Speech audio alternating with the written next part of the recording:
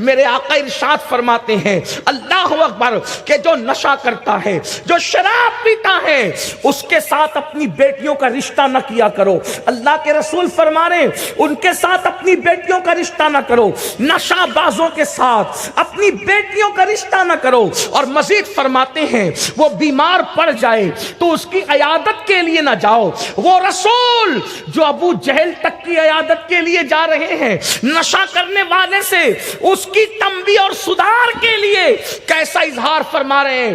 فرمایا نشہ کرنے والا بیمار پڑے اس کی عیادت کے لیے نہ جاؤ، وہ مر جائے اس کے جنازے میں شرکت نہ کرو۔ اللہ کے رسول علیہ السلام یہاں تک فرماتے ہیں اگر وہ تمہاری محفل میں آ کے بیٹھ جائے تم اس کے ساتھ نہ بیٹھو۔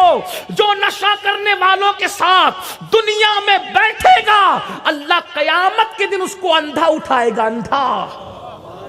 نشہ کرنے والوں کے ساتھ بیٹھنے سے ہی منع کیا، مت بیٹھو ان کے ساتھ۔ جو دنیا میں اندھا ہو اس کی دنیا کی رانائیاں ختم ہو جاتی ہیں، جو قیامت میں اندھا اٹھے گا۔ نشہ کرنے والے کے ساتھ جو بیٹھے وہ اندھا اٹھے گا۔ خود نشہ کرنے والے کا انجام کیا ہو، اس کا ٹھکانہ کیا ہوگا؟ آج بھنگ، چرس، شراب، ڈرگ مسلم محلوں میں منصوبہ بندی کے ساتھ بیچے جا رہے ہیں، نوجوانوں کو نشے کا عادی بنایا جا رہا ہے۔ اسکول اور کالج میں باضابطہ طور پر ایجنٹ بھیجے جا رہے ہیں، ذہین بچوں کو نشے کا عادی بنایا جا رہا ہے۔ اسی ہندوستان کی کئی یونیورسٹی کو میں جانتا ہوں جہاں سنیچر کی رات شراب و شباب کی رات ہوتی ہے، گانے اور نشے کی رات ہوتی ہے۔ چونکہ اتوار کا دن سنڈے کا چھٹی کا دن ہوتا ہے تو سنیچر کی پوری رات موسیقی، میوزک، شراب اور زنا میں بچے ڈوب جاتے ہیں۔ پوچھنا چاہتا ہوں اگر درس گاہوں کے اندر اس قدر اخلاقی گراوٹ پیدا ہو جائے تو پھر ہم خیر کی امید کہاں سے کریں گے؟ کہ اقبال نے تو کہا تھا یہ مدرسہ ہے تیرا میں کدا نہیں ساقی، یہاں کی خاک سے انسان بنائے جاتے ہیں۔ ارے درس گاہوں سے انسان بنتے تھے، اب درس گاہوں میں ہی حیوانیت ہو رہی ہے تو انسان کہاں بنیں گے؟ میرے پیارے آقا علیہ السلام کے پیارے دیوانوں، ہمارے ملک ہندوستان کے ارباب اقتدار کو اس پہ توجہ کرنا چاہیے۔ اگر ملک کو ترقی پہ لے جانا ہے تو نشے کا ملک سے خاتمہ کر دو۔ 50% ملک سے کرپشن، جرائم، قتل، بیماریاں انشاءاللہ سب کا خاتمہ ہو جائے گا۔ لیکن افسوس ہے اپنے ملک کو ترقی پر لے جانے کی بات کرنے والے نشے کو ملک میں کیوں پروموٹ ہونے دے رہے ہیں؟ جب ملک میں کوئی چیز آپ کی مرضی کے بغیر نہ آتی ہے نہ جاتی ہے تو پھر نشے کا سامان کیوں چلا آتا ہے؟ اس لیے ہمیں ملک ہندوستان سے کل بھی محبت تھی اور آج بھی ہے۔ ہم بہت درد دل کے ساتھ ملک کے سربراہان مملکت سے اور ذمہ داروں سے کہتے ہیں کہ اس ہندوستان کو سونے کی چڑیا ہماری محنتوں نے بنایا تھا۔ اس ہندوستان کو لال قلعہ اور تاج محل دے کر کے ہمارے پرکھوں نے سجایا تھا اور آج بھی اس کے لیے ہم سب کچھ کرنے کے لیے تیار ہیں، لیکن ملک کو نشہ سنبھلنے نہیں دے گا۔ یہ صرف مسلمانوں کا مسئلہ نہیں ہے، یہ پورے ملک کا مسئلہ ہے۔ اور اسلام صرف مسلمانوں کی ہدایت کی بات نہیں کرتا، اسلام تو ہر انسان کو سنوارنے کی بات کرتا ہے۔ اس لیے نشے پر، اور میں کہتا ہوں اگر لوگ کنٹرول نہیں کرتے تو اس ہندوستان میں دوسری سب سے بڑی آبادی اور اکثریت ہماری ہے۔ اگر ہم نشے پہ کنٹرول کر لیں تو اس کا مطلب یہ ہے کہ ہندوستان کی تقریباً 30% آبادی سنور سکتی ہے، اور کسی ملک میں 30% کا بھی سنور جانا یہ ملک کی سالمیت اور بقا کے لیے بہت بڑی چیز ہوگی۔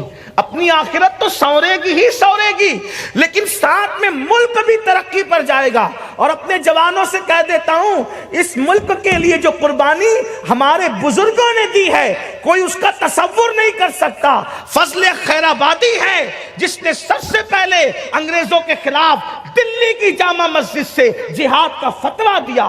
ہم ہی لوگ ہیں، ہم نے انقلاب کی آواز لگائی۔ انقلاب یہ ہماری زبان ہے، اردو زبان کا ہے یہ لفظ انقلاب۔ تو اگر کوئی دوسرا آواز لگاتا تو وہ اپنی بھاشا میں، مادری زبان میں لگاتا، لیکن یہ آواز انقلاب کی ہماری تھی۔ تحریک ریشمی رومال ہم نے چلائی تھی، اس لیے کہ تحریک ریشمی رومال کی علامت یہ تھی کہ روٹی اور بوٹی کے ذریعے سے اس کا پرچار ہو رہا تھا۔ تو ظاہر سی بات ہے بوٹی تو ہم ہی کھاتے ہیں، اس لیے ریشمی رومال کی تحریک بھی ہماری، انقلاب بھی ہماری آواز، جہاد کا فتویٰ بھی ہماری آواز۔ پھانسی کے پھندوں کو تقریباً 5 لاکھ علماء نے چوما تھا، تب کہیں جا کر یہ ہندوستان 15 اگست کو آزاد ہوا ہے۔ ہمارے 5 لاکھ علماء کی قربانی ہے، اور عوام تو اتنی گئی کہ ہم اس کا اندازہ نہیں کر سکتے۔ اس لیے آج بھی اگر ملک کو بچانا ہے، آخرت تو بچے گی انشاءاللہ، ہم نشے کے خلاف کھڑے ہو جائیں اٹھ کر کے۔ وہ لوگ جو نشہ کرتے ہیں ان کو پہلے آپ سمجھائیں۔ آپ کا کوئی دوست نشہ کرتا ہو، کہیے کہ بھئی تو نشہ چھوڑ دے یا میں تجھے چھوڑ دوں گا، ان کو عبرت کی سزا دو۔ آپ کہیں گے آپ بائیکاٹ کی بات کیوں کر رہے ہیں؟ میں نے کہا اس کی وجہ یہ، ایک کو تڑپاؤ گے 50 بچ جائیں گے۔ اس کو کہتے ہیں چھوٹا نقصان اٹھا کر بڑے نقصان سے بچنا۔ آسان زبان میں کہوں، اگر کسی بے عورت کے پیٹ میں، خاتون کے پیٹ میں بچہ ہے، ڈیلیوری کا وقت ہے، پیدائش کا وقت ہے، دونوں میں سے کوئی ایک جان بچ سکتی ہے۔ ڈاکٹر کا یا تو ماں بچاؤ یا تو بچہ، سچ کہنا آپ کس کو بچائیں گے؟ ماں کو۔ اس لیے کہ ہر وقت جب 2 نقصان ٹکراتے ہیں تو چھوٹا نقصان اٹھایا جاتا ہے، بڑا نہیں اٹھایا جاتا۔ تو اگر ایک بندے کا بائیکاٹ کرو گے سماج سے، پورا سماج بچے گا۔ جانتے اللہ کے رسول علیہ السلام نے فرمایا نشہ کرنے والا بھوکا ہو اس کو کھانا مت کھلاؤ۔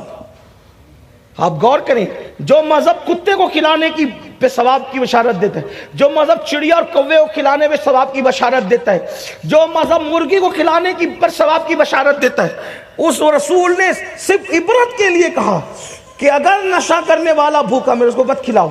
اگر کھلاؤ گے تو کیا ہوگا؟ فرمایا جس نے نشہ کرنے والے کو کھانا کھلایا اللہ اس کے جسم پر سانپ اور بچھو مسلط کرے گا۔ جس نے نشہ کرنے والے کو قرض دیا، قرض، گویا کہ اس نے اسلام کو ڈھانے پر مدد کی، اسلام کو توڑنے پہ مدد کی۔ اللہ اکبر۔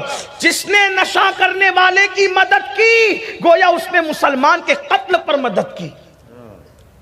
اتنی سخت وعید ہے۔ اور فرمایا قیامت کے دن جب نشہ کرنے والے میدان محشر میں آئیں گے تو اس حالت میں آئیں گے کہ ان کا سر، ان کا چہرہ سور خنزیر کی طرح ہوگا، اور ان کی زبان ان کے سینے پہ لٹک رہی ہوگی، اور ان کی آنکھ سے خون اور پیپ بہ رہا ہوگا، اور ان کے منہ سے پاخانہ اگلتے ہوئے وہ آئیں گے، پاخانے کی الٹی کرتے ہوئے آئیں گے، اور پورے بدن پہ سانپ اور بچھو چپکے ہوں گے، اور جن جن آلات سے وہ دنیا میں نشہ کرتے ہوں گے وہ نشہ کی چیزیں ان کے ہاتھ میں ہوگی۔ اللہ کے رسول صلی اللہ علیہ وآلہ وسلم غیب دا نبی فرماتے ہیں جب وہ کھانا مانگیں گے تو ان کو تھوڑ کھلایا جائے گا۔ تھوڑ یہ ایک کانٹے دار درخت کا پھل ہوتا ہے، اس میں بھی کانٹے ہوتے ہیں۔ فرمایا تھوڑ کھلایا جائے گا، اور جب وہ پانی کے لیے پیاس پیاس چلائیں گے، جب وہ پانی مانگیں گے تو میرے اور تمہارے سچے نبی غیب دا نبی نے فرمایا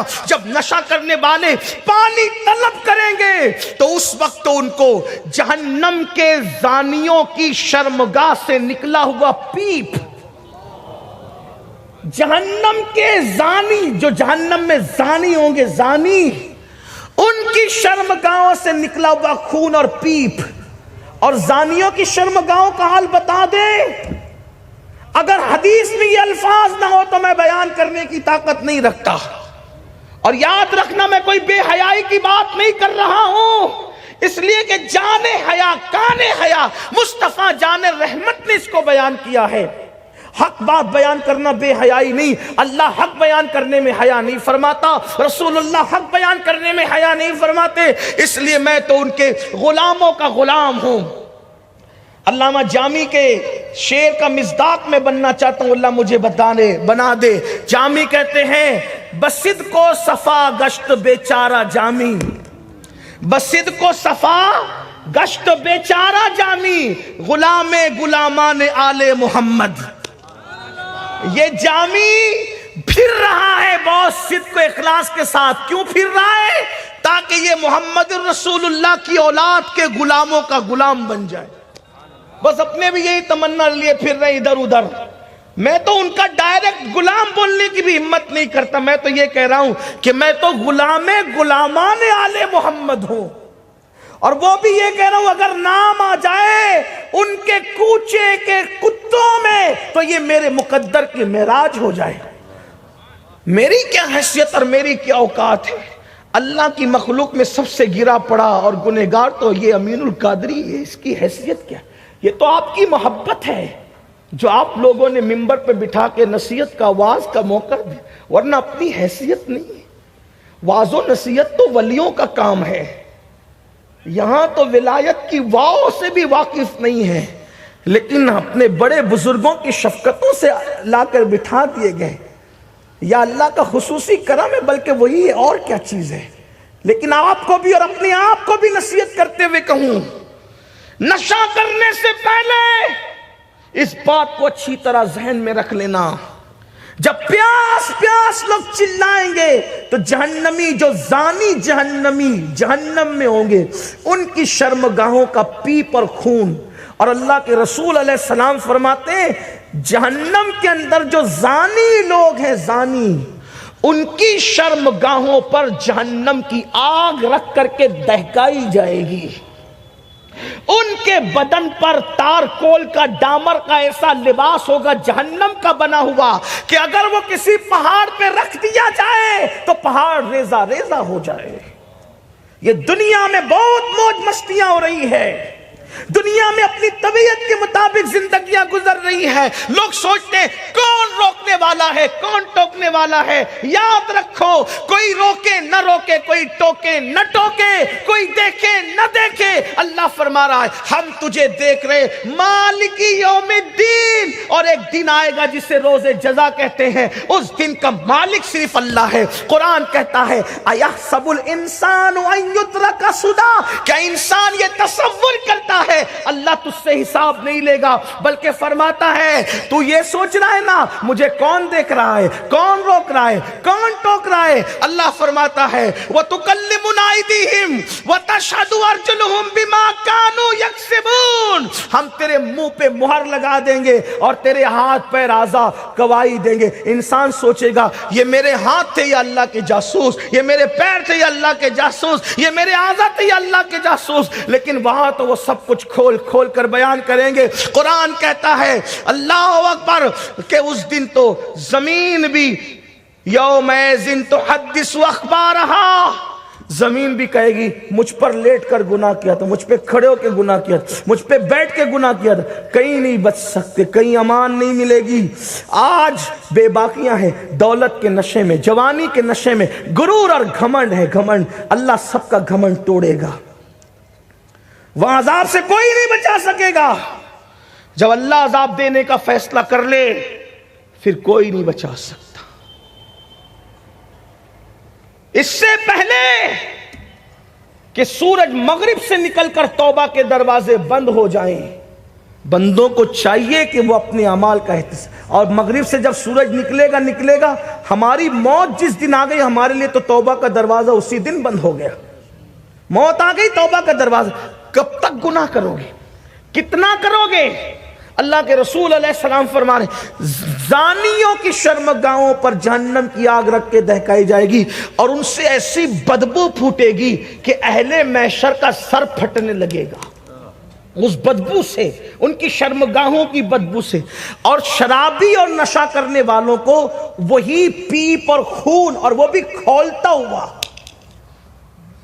وہی پیپ اور خون کھولتا ہوا پلایا جائے گا. آقا فرماتے جب وہ اپنے منہ کے قریب کریں گے تو صرف پکڑنے کی وجہ سے ان کی ہڈیاں ٹوٹ جائے، ہاتھوں کی ہڈیاں منہ میں ڈالیں گے تو ان کا حال یہ ہوگا کہ ان کے منہ کا گوشت جھڑ کے گرے گا، اور جب وہ پیٹ میں نگلنے کی کوشش کریں گے تو ان کی آنتیں کٹ کٹ کے پاخانے کے راستے سے گرے گی. چند گھونٹ شراب کے